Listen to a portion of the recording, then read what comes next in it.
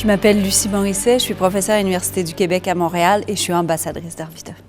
Pour l'historienne d'architecture, l'historienne de l'urbanisme que j'étais, Arvida, c'était une chose différente. Les maisons étaient différentes, étaient bien entretenues. Les pelouses étaient bien entretenues. Les rues, évidemment, qui sont perçues comme sinueuses par tout le monde, ces rues avaient respecté un patron, un dessin qui semblait pas se trouver ailleurs. Il y avait quelque chose de différent. Il y avait eu là un grand projet. En 1925, en 1926, puis en 1940, pendant la Deuxième Guerre mondiale, quand Arvida est devenue évidemment la capitale historique, la capitale mondiale de l'aluminium, il y avait eu là un immense projet, comme il n'y en avait eu nulle part ailleurs. Ce grand projet, il resterait toujours dans l'amour et dans la tête et dans le cœur des Arvidiens qui, à la face du ciel, parlaient de ce A pour parler du grand projet qui portait encore. Je suis attachée à Arvida parce que j'aime les Arvidiens, parce que les Arvidiens portent ce projet d'une société meilleure et d'une ville meilleure, d'une ville plus grande, d'une ville d'un projet d'urbanisme plus important que ce qu'il y a partout ailleurs, non seulement en Occident, mais probablement à la surface de la planète. C'est un objet scientifique incomparable pour parler de ce que c'est le patrimoine. Le patrimoine, c'est pas dans la tête des experts comme moi qui décident qu'un jour ceci est mieux que cela. Le patrimoine, c'est dans l'attachement des gens qui décident que cette maison-là, ce quartier-là, cet arbre-là, ce milieu de vie, ils veulent le garder parce que ça les représente.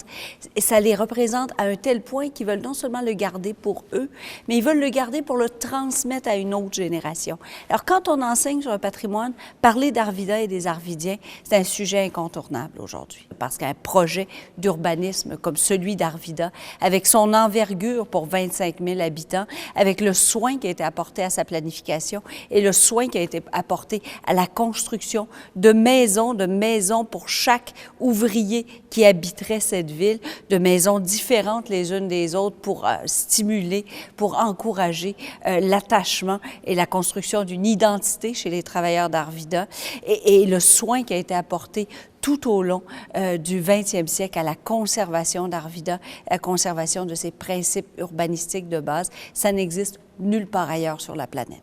À Arvida, sous Alcoa et sous Alcan, on va plutôt faire cette architecture vernaculaire, cette architecture qui veut manifester son appartenance au territoire. Et ça, évidemment, c'est le cas de l'architecture de briques de l'église Sainte-Thérèse, mais c'est aussi, bien sûr, hormis les maisons, le cas du manoir du Saguenay, qui est un des plus beaux édifices régionalistes, certainement, de l'Amérique, et qui forme cet ensemble exceptionnel avec l'immeuble Britannie.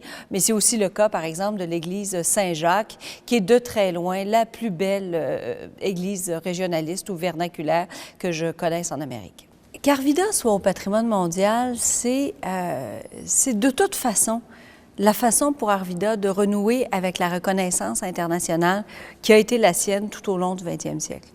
Le patrimoine, aujourd'hui, c'est en quelque sorte la traduction, dans les mots du 21e siècle, de l'utopie sociale qui était Arvida au 20e siècle. Reconnaître l'héritage du 20e siècle aujourd'hui, reconnaître ce que c'est que l'aluminium, ce que l'aluminium a apporté à notre planète, reconnaître toutes les traditions constructives qu'on a investies dans l'architecture moderne, qui a aussi pris une figure vernaculaire pour créer de l'identité, reconnaître cela, reconnaître la capacité de l'humain d'apprendre de partout sur son parcours et partout sur la Terre pour faire meilleur, pour faire mieux, pour aller plus loin, pour se dépasser.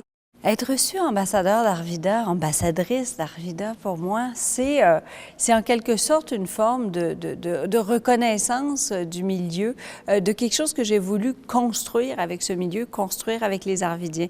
C'est comme si les Arvidiens me disaient tout à coup, « Bien, Lucie, on veut que tu continues ce que tu fais scientifiquement, mais on veut que tu continues avec nous, qu'on continue ensemble. Est-ce que ça te tente qu'on fasse encore un bout de chemin? » Et c'est exactement comme ça que je l'ai reçu et ça me fait tellement plaisir de faire un bout de chemin encore avec les Arvidiens sur cette terre.